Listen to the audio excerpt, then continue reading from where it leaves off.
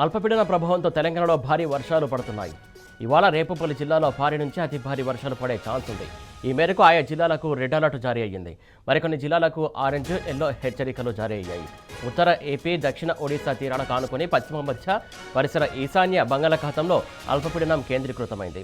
ఇది పశ్చిమ వాయువ్య దిశగా కదిలి రాబోయే 24 గంటల్లో మరింత ప్రభావవంతంగా మారే అవకాశం ఉంది. రాబోయే 48 గంటల్లో ఉత్తర కోస్తా, ఏపీ, దక్షిణ ఒడిశా మీదుగా కదిలే అవకాశం ఉందని ఐఎండీ అంచనా వేసింది. అల్పపీడన ప్రభావంతో తెలంగాణలోని పలు జిల్లాల్లో ఇవాళ రేపు భారీ నుంచి అతి భారీ వర్షాలు పడే అవకాశం ఉందని వాతావరణ శాఖ హెచ్చరించింది.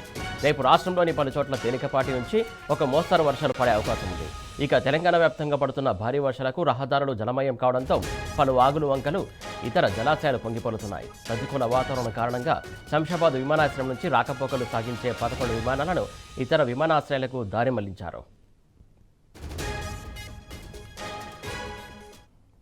దీనికి సంబంధించి తాజా అప్డేట్స్ మా కరెస్పాండెంట్ అరవింద్ అందిస్తారు. అరవింద్, చెప్పండి, మొత్తానికి వర్షాలకు సంబంధించి తాజా అప్డేట్స్ ఏంటి?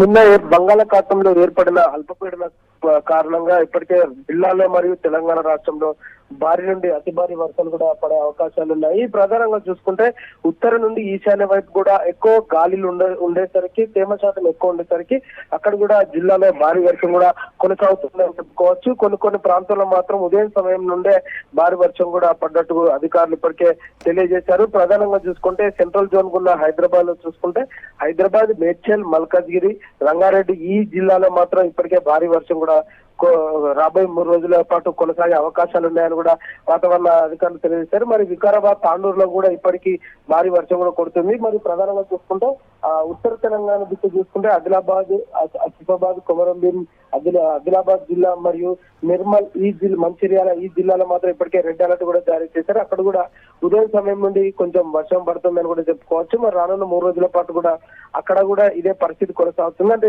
ఆగస్టు 13వ తారీఖు రోజున ఏర్పడిన అల్పపీడన కారణంగా ఇదే పరిస్థితి కూడా కొనసాగుతుంది కాబట్టి 16వ తారీఖు వరకు కూడా ఇది కంటిన్యూ అవుతాయని కూడా ఇప్పటికే హెచ్చరికలు కూడా జారీ చేశారు. అక్కడ కూడా రెడ్ అలర్ట్ కూడా జారీ చేశారు. మరి ఈశాన్య తెలంగాణకు వచ్చేసరికి భద్రాద్రి కొత్తగూడెం, మహబూబాద్, ఖమ్మం, ములుగు, హనుమకొండ, వరంగల్, జనగామ, భద్రాద్రి కొత్తగూడెం, భువనగిరి ఈ జిల్లాలో మాత్రం భారీ వర్షం కూడా ఉంటుందని వాతావరణ శాఖ అధికారి తెలిపారు. మరి ప్రధానంగా కూడా అక్కడ రెడ్ అలర్ట్ కూడా జారీ చేసినట్టు కూడా హెచ్చరికలు కూడా జారీ చేశారు. అంటే దక్షిణ తెలంగాణకు వచ్చేసరికి కూడా కొంచెం మోడరేట్ రెయిన్ తో మరియు తేలికపాటి నుండి మోస్తరు వర్షాలు కూడా ఉంటాయని కూడా వాతావరణ శాఖ అధికారి తెలిపారు. మరి పశ్చిమ తెలంగాణ సైడ్ ఏమో రంగారెడ్డి, వికారాబాద్ జిల్లాలో కూడా భారీ వర్షం కూడా కొనసాగుతుంది. అక్కడ కూడా రెడ్ అలర్ట్ కూడా వాళ్ళు జారీ చేశారని ఇప్పటికే వాతావరణ అధికారులు హెచ్చరికలు కూడా జారీ చేశారు. మరి మిగతా ప్రాంతాల్లో మాత్రం ఎల్లో అలర్ట్ జారీ చేశారు. అంటే తేలికపాటి నుండి మోస్తారు నుండి తేలికపాటి వర్షాలు ఉంటాయి కనుక వారు కూడా అక్కడ కూడా హెచ్చరికలు కూడా జారీ చేశారు. ఏదైనప్పటికీ రానున్న 3 రోజుల పాటు తెలంగాణలో భారీ నుండి అతి భారీ వర్షాలు కూడా కురిసే అవకాశం ఉన్నాయి. ప్రజలందరూ కూడా అప్రమత్తంగా ఉండాలి. జిహెచ్ఎంసీ ఏరియాలో మాత్రం లోతట్టు ప్రాంతాల్లో మ్యాన్ హోల్స్ లలో కానీ ప్రజలందరూ అప్రమత్తంగా ఉండి ఎప్పటికప్పుడు చర్యలు తీసుకోవాలని కూడా అధికారులకు ముఖ్యమంత్రి రేవంత్ రెడ్డి ఆదేశం ఇవ్వడం జరిగింది. Suresh, right, thank you Arvind.